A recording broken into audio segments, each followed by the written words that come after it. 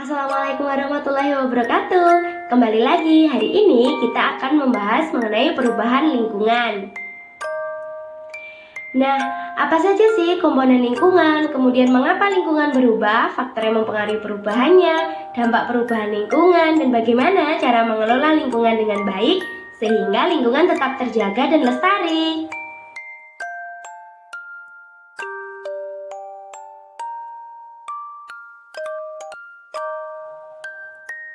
Komponen-komponen lingkungan ada dua, komponen biotik dan abiotik. Komponen biotik itu terdiri dari makhluk hidup seperti tumbuhan, hewan, manusia, jamur, dan bakteri.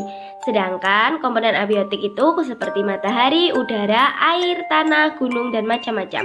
Ada batu, kemudian juga ada besi, dan lain-lain. Mengapa lingkungan mengalami perubahan? Bagaimana hal tersebut bisa terjadi? Perubahan lingkungan terjadi akibat adanya ketidakseimbangan antara komponen biotik dengan abiotik.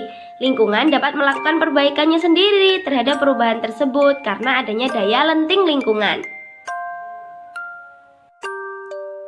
Selanjutnya, faktor penyebab perubahan lingkungan. Yang pertama, faktor alam, terdiri dari gempa bumi, banjir, kebakaran hutan, angin puting beliung, tsunami, gunung meletus, tanah longsor, dan likuifaksi. Kemudian, kegiatan manusia juga dapat menyebabkan perubahan lingkungan seperti penebangan liar, penggunaan pestisida, dan merusak ekosistem laut.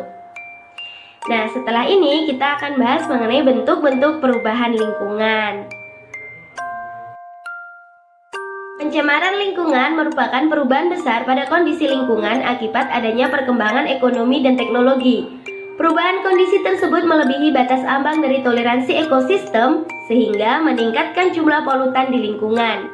Pencemaran yang akan kita bahas pada video ini adalah pencemaran tanah, pencemaran udara, dan pencemaran air. Pencemaran tanah, masuknya bahan kimia beracun, polutan, atau kontaminan di dalam tanah dalam konsentrasi yang cukup tinggi untuk menimbulkan resiko bagi kesehatan manusia dan atau ekosistem. Selanjutnya, penyebab pencemaran tanah dan dampaknya. Penyebabnya antara lain limbah padat, limbah cair, limbah anorganik, limbah organik, limbah industri, dan limbah pertanian. Dampaknya bagi manusia dalam jangka panjang dapat mempengaruhi susunan genetik tubuh, mengurangi kesuburan tanah, menciptakan bau dan debu beracun, serta perubahan struktur tanah dan keracunan sumber air tanah. Metode pengelolaan pencemaran tanah antara lain makan bahan makanan yang berkelanjutan, meningkatkan perencanaan kota, meningkatkan pengelolaan limbah, baik limbah pertambangan maupun limbah rumah tangga. Selanjutnya, pencemaran udara adalah kehadiran substan fisik, biologi atau kimia di lapisan udara bumi dalam jumlah yang banyak.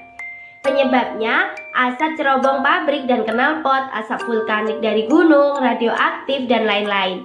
Kemudian dampaknya menurunkan kualitas udara sudah tentu. Asap kebakaran hutan menyebabkan gangguan pernapasan, menyebabkan terjadinya keracunan akibat mengikat CO2 yang sedikit.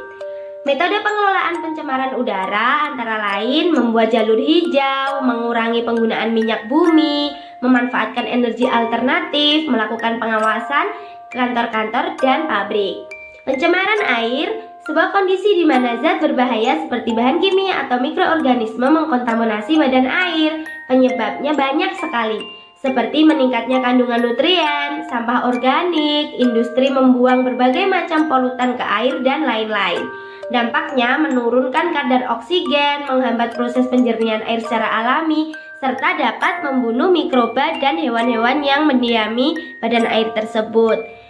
Metode pengelolaan pencemaran air seperti sadar akan kelangsungan ketersediaan air bersih, tidak membuang sampah ke sungai, dan tidak membuang limbah ke sungai. Prinsip pengelolaan lingkungan 4R yaitu reduce, reuse, replace, dan recycle.